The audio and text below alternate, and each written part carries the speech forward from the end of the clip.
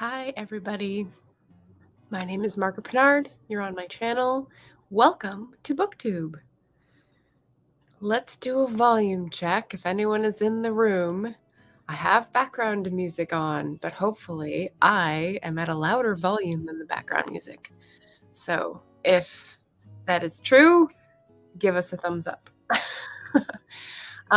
Today is a Wednesday.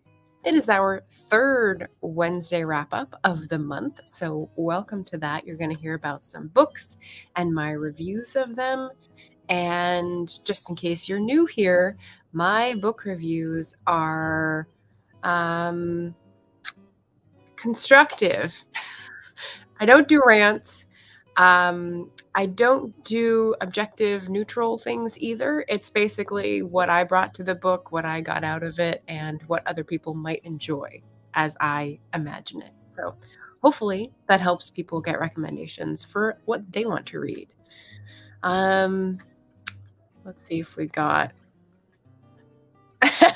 Perfect. Okay, good. Oh, hi, Anita. Hi, Shannon. Thanks for coming today and saying hello. Ooh, so I have 3 books today for the wrap-up. I don't have an AuthorTubers book today, but I will have next week. So that's 3 for the month. I do have other BIPOC picks for the month, however. So I'm excited to go into them. I've got a question of the day, and I've got a poll. Let me do this before I forget.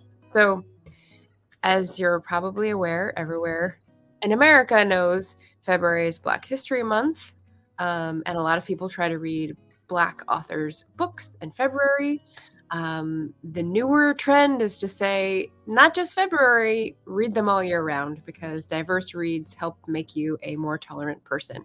I believe it. I think it's a good idea.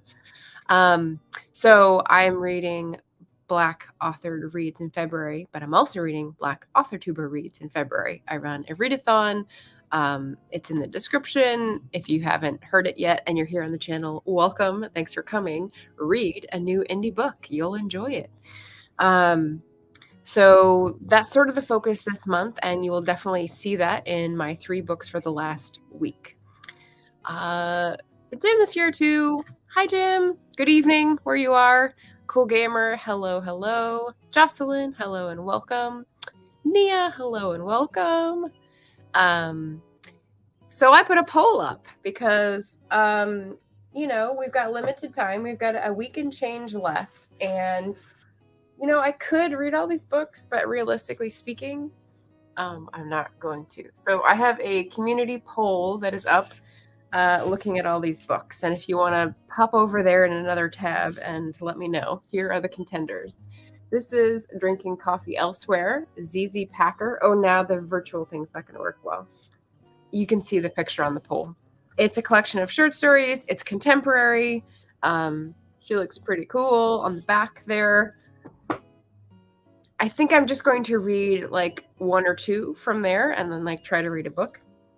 This is one I found as a used book and has been I should want to read this, and it's just been sitting there. Black Girl in Paris by Shea Youngblood. A novel, not her first. A love letter and her homage to the expats who paved the way for those who followed. Should be good. We've got, I haven't read any Edwidge Danticat, so Crick Crack would be my first read of hers, and I hear she's pretty epic as a writer, so that is possibly doable, especially because it looks like it's pretty spaced out writing, 1.5 line space. We've got The Land by Mildred Taylor, who is the person who wrote Roll of Thunder, Hear My Cry, which is a children's classic. I think this is a middle grade YA level, but part of a series, and it's recommended by Shay of Shay with Hobbies, Cache. So that was going to be one of my prompts for the Missy Elliott readathon. So this is definitely on the list. It's a library book. I checked it out for the month. And then finally, ta-da, the one that if I start, I probably will go into March with, The Love Songs of W.E.B. Du Bois by Honoré Fanon Jeffers. And I heard her on Mighty Blaze. It's a huge chunker. I looked at the first chapter, the first few pages, and they're beautiful. So I'm open to this if people vote for it in the poll. But anyway, there you go. So weigh in if you feel like you want to influence me. Chrissy is here. Hello. If you don't know the return cart, Chrissy is big on TikTok. So if anyone's interested in looking at Book Talk and how it works, like Chrissy does videos on there all the time and has a pretty good community of people. So loved Roll of Thunder. I never read it. I think it's like later on in the same series, but I never read it. So it's one of those I really should. And I think the themes are really going to resonate with me too. So that's a contender too. Maybe I'll read more than one. I don't know. Vote in the poll. Tell me what you think. All right. So let's go with the poetry book first. Why not? Why not? Let's see. Yes. Okay. I just wanted to make sure I didn't have like a banner I was supposed to put up. I'll put the question of the day up later. So last Wednesday wrap up, I talked about Becoming the One, which is a self-help book. And I sort of went on a little tangent and I sort of warned Jim if he was watching, he doesn't read self-help, but it was useful in this particular case for me because XYZ. When I was in the bookstore and I was like looking around all the metaphysical stuff, I happened to look at some poetry and be swept away by how I flipped through and what I read. I wanted to say that the method of sampling a book when in a shop probably came into play for why I picked this up as a new book. If you know my book shopping habits, you know that I don't buy a lot of new books. So it stands out when I buy a new book, right? It means that I was like really taken with something. And it speaks to how I browse when I'm in a bookstore. So number one, I was looking for like a psychology, relationship, sort of abandonment concepts in that section. But then I drifted over to the poetry section because I thought it might be comforting to read some poetry at that time as well. So I picked up this one. It's Inward by Young Pueblo. And that is a pen name for someone named Diego Perez. And it's a few years old. This is a revised and expanded edition. I hadn't heard of him before, but I flipped through, right? So I look at the front, I look at the author's name. There's nothing much on the back because poetry, you can't really like explain it. So basically what I did was flip through. And when you flip through, you see it's really short, punctuated by some longer sort of like page and a half sort of things. And they're not poetry as you might ordinarily conceive of it. They're more like meditative, see through the jungle of traps that is out there for society today kind of thing. And I was driving with that when I picked up the book, obviously. Then when I read it, I made the mistake of looking up Storygraph's reviews, and someone who I follow left a review and they were really down on the book. And unfortunately, that sort of tinged the rest of my reading experience. I mean, I still liked some of it. If you look, like there's a lot of turned down corners at the top of things that resonated and I liked. Not that many on the bottom that I was like, oh, give me a break. This is really trite. But there were some. And the reviewer on Storygraph was basically picking apart the fact that when you're just writing sentences without punctuation and without capitalization to make it look like poetry, it feels like it's not really poetry and therefore not what I came for. And I'm like, well, I kind of like no capitalization, no punctuation. It just takes things out of the way, out of the equation, and makes the words shine on their own. But I did see what they were talking about in terms of like a lot of this is just, it's not even a blog post's worth of like thought, maybe it feels like. Like, okay, so one line here, through self-love, we can travel the universe. That's the kind of stuff where I'm like, it could be really mind-blowing. It could be really transformative. but that's because you're bringing it to the work, not because the work is really having that effect. You know what I mean? So yeah, some of it hit with me because of whatever I've been working on or thinking about, and some of it just did not. So I don't know. I don't know what to say to recommend if you're in the mood for something experimental, if you're, trying to see through the veils of society and what we all get sort of muddied up in. Maybe this will be good, like it was for me partially. But I would probably recommend getting it from the library or getting a used copy instead of a $16.99 copy. So that was the poetry book. I think it's like 3-star and interesting. Definitely like new zone visited, helped round out the month, and pushed me in a little new direction. So there we go. Chrissy says, I wish I was big on Book Talk. Been trying to find a way to make booktube videos, but those take time. Yep. Hi, Richard.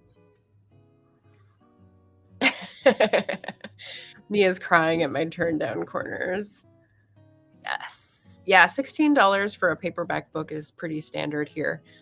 It started sneaking up for like literary fiction to $18, and I really can't get behind that. I mean, I know paper costs are going up, but like $18, that's like 2 to 3 meals. So it's hard. It's hard.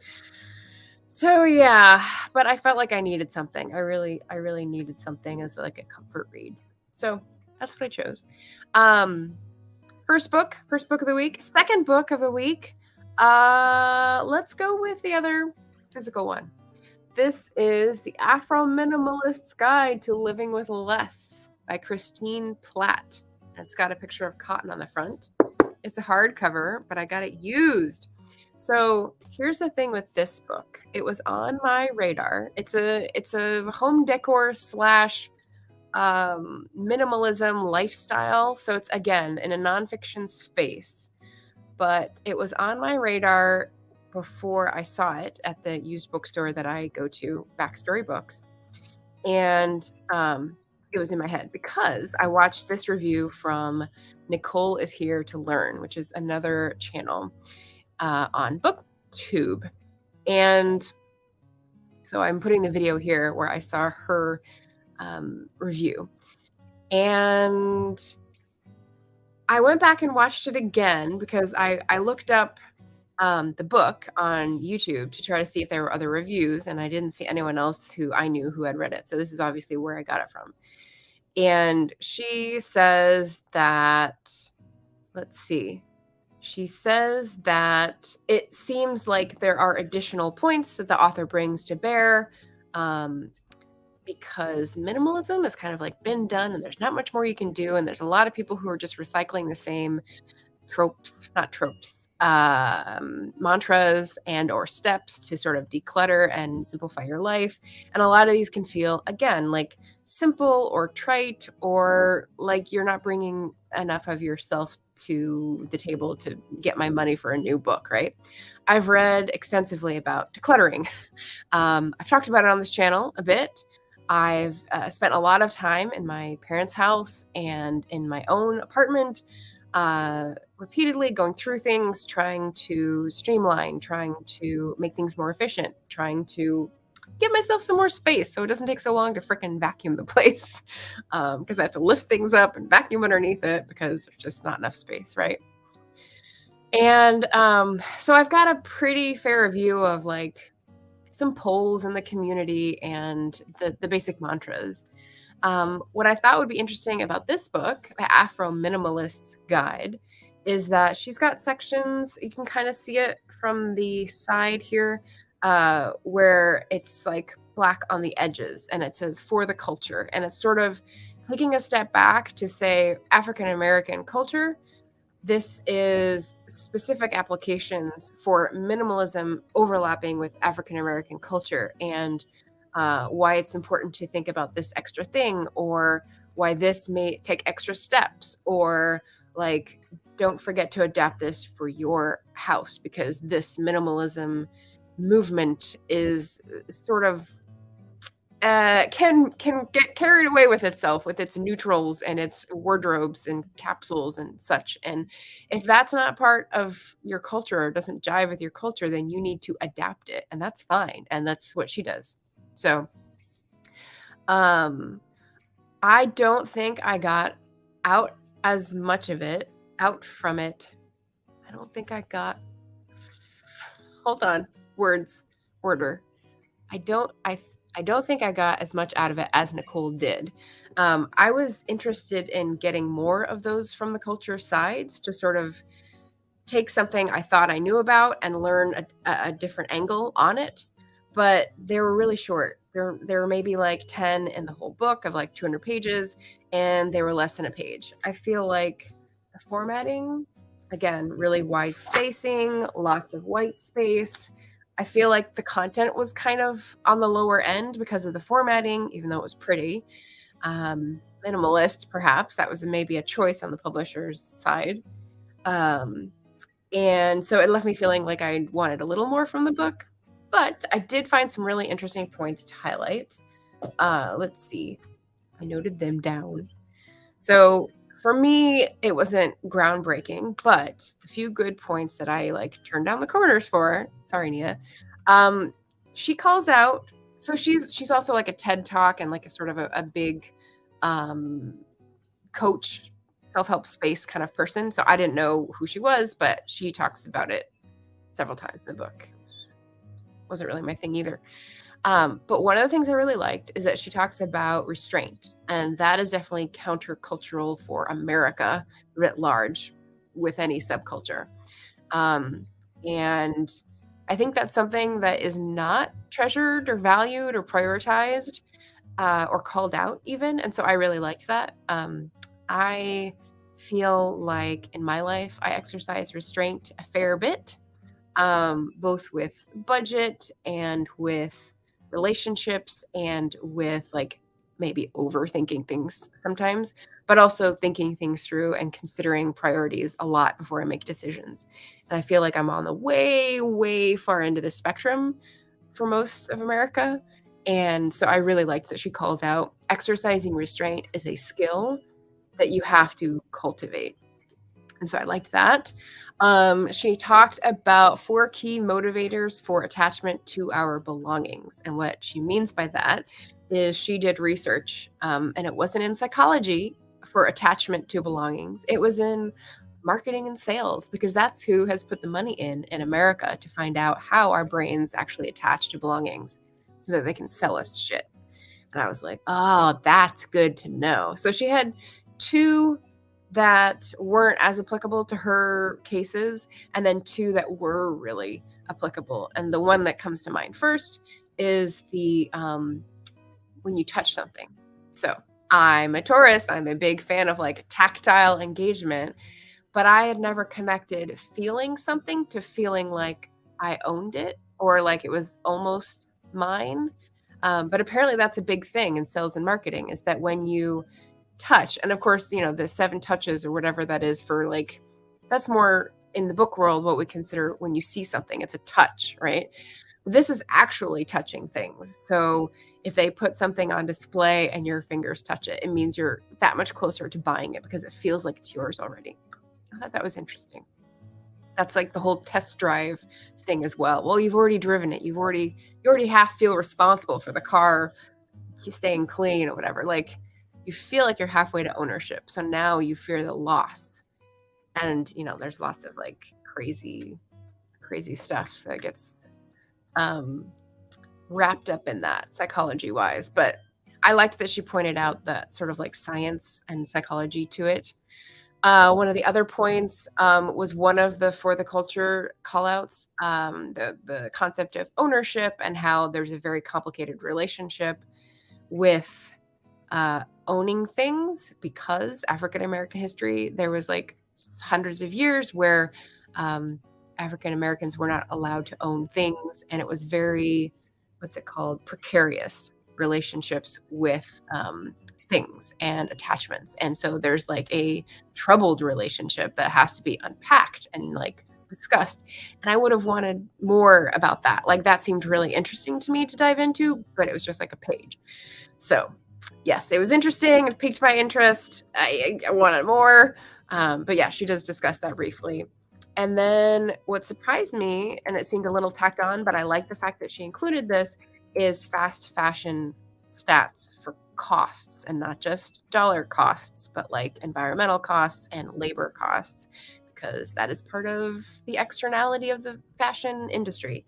So Christine Platt talks a lot about the wardrobe thing and how for her clothes shopping, bargain shopping was like one of the things that she was doing to prop up the life that was unsustainable that she was leading. And so when she realized she wanted to live with less because of downsizing, she realized that the wardrobe thing and the clothes and like the way she went about shopping for clothes really needed to be rethought. And one of the reasons that came later that she found out why that was a good idea is because of fast fashion.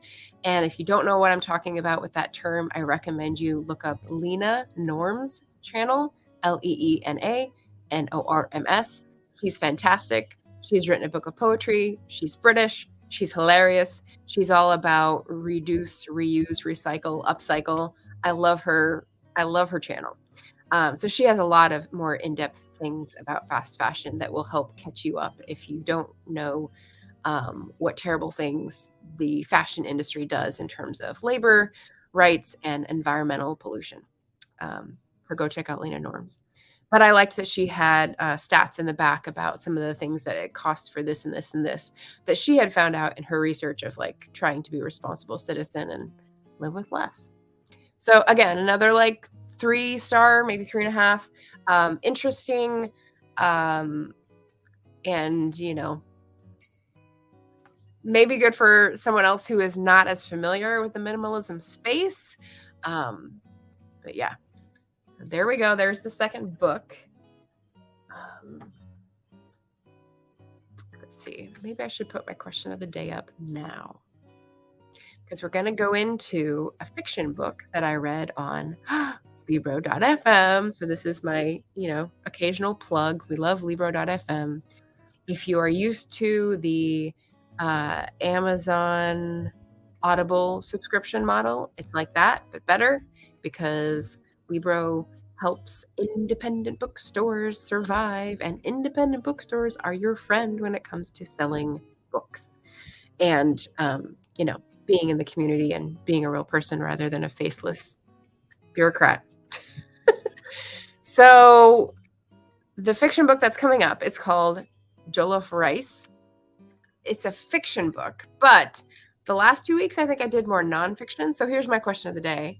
What's a recent Black history, sociology, because that's kind of what I like to read, nonfiction that you'd recommend? Pop it in the comments. I'll leave that up for a second while I go to talk about the next book. Let me catch up on some chat too.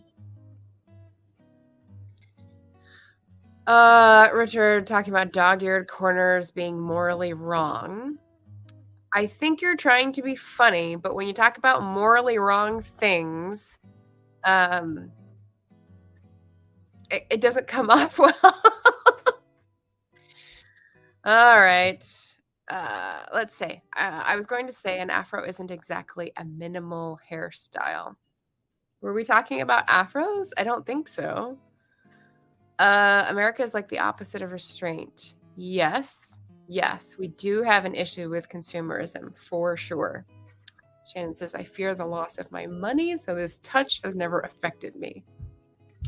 Yeah, more of a saver than a spender.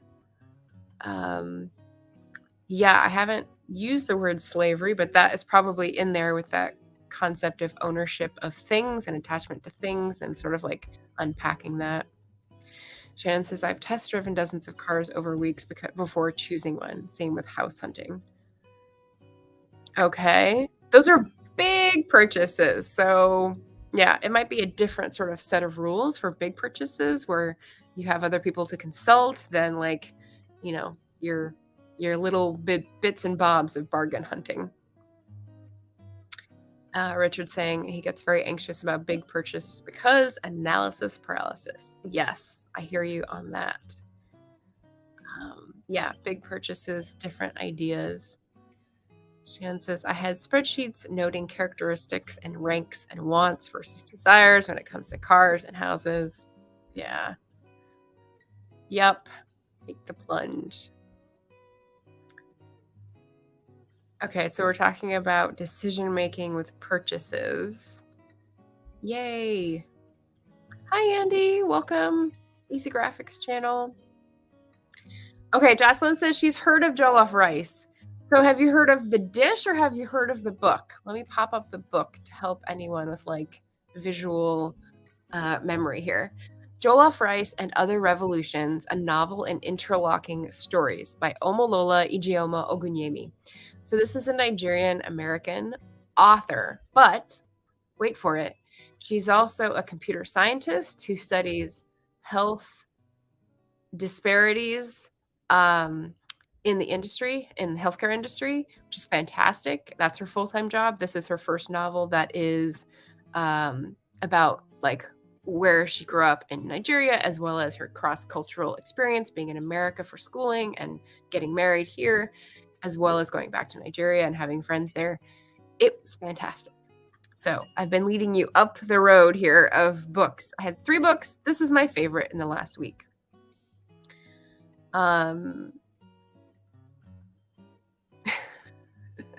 Got more spending talk.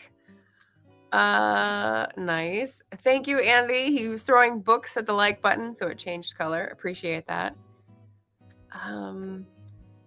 Oh, nice. Okay, Jocelyn's heard of both. So the dish that is referenced in the title is a type of rice dish that is cooked in like a tomato pepper mixture so that it flavors the rice, and then you put other stuff in it, obviously most often chicken. I have just looked up to see whether my so I had a favorite West African restaurant here. It closed during the pandemic, but it's opened in a different location, and I haven't gone back to the new location. But when I was looking it up on Google Maps, I found a new one that actually has jollof rice, which this one did not. So I'm very excited to try it. I think it's called Black Star here in Portland. And yes, so it's a traditional dish from West Africa. It's referenced in one story in particular, which is the title story, but it's sprinkled references throughout, which is really fun. Let's see. Okay, I think Shannon's answering. Yeah, Shannon's answering the question of the day. So let's just put that up as a reminder. A recent Black history or sociology nonfiction you'd recommend?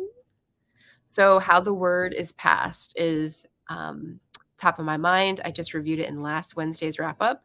Wandering in Strange Lands, also a 5-star. That was my first read of 2023. Those are like my top 2 at the moment, but we'll see. We'll see. It's only February, so who knows? But this book, let's see. I took notes because I knew it was going to be like a bit of a hard one to remember. So it's a novel in short stories interlocking. So you hear about characters in each short story that are related to others, but not like a chapter to chapter following a timeline. Some of them are direct related, some are like 3 generations and once removed kind of thing. And it's not totally clear how they're all connected, but basically I'll give you the goalposts. It starts in 1897, which is historical, obviously, in Nigeria, and a girl who is married to a person and how their marriage fares, and the wedding, which is fantastic. And then it ends in 2050 with the last story, which is obviously ahead of our time, so a little bit speculative and also sort of dystopian. I really like the fact that these are the goalposts, right? So we have historical and we have speculative. I mean, what else does that make you think of? My writing, right? So this is sort of what I did in Fabled Passages, is that I had short stories that had supernatural elements, but also took into account historical settings or suggestively historical settings in all but one or two. So anyway, I liked both of these as the goalposts. But at the core, what we are hearing about and learning about are the relationships of four girls in a boarding school in Nigeria. And they all have world experience, they all have family experiences, they all have sort of tragedy and loss and ambitions. And they meet each other at this boarding school at a young age and then sort of follow each other throughout and have different experiences and different stories. So I thought it was fantastic. I'll go through the points that I really liked here. Let's see. First of all, because it was on Libro.fm, I got to listen to the audio narration, which was fantastic. I think it was voiced by two people.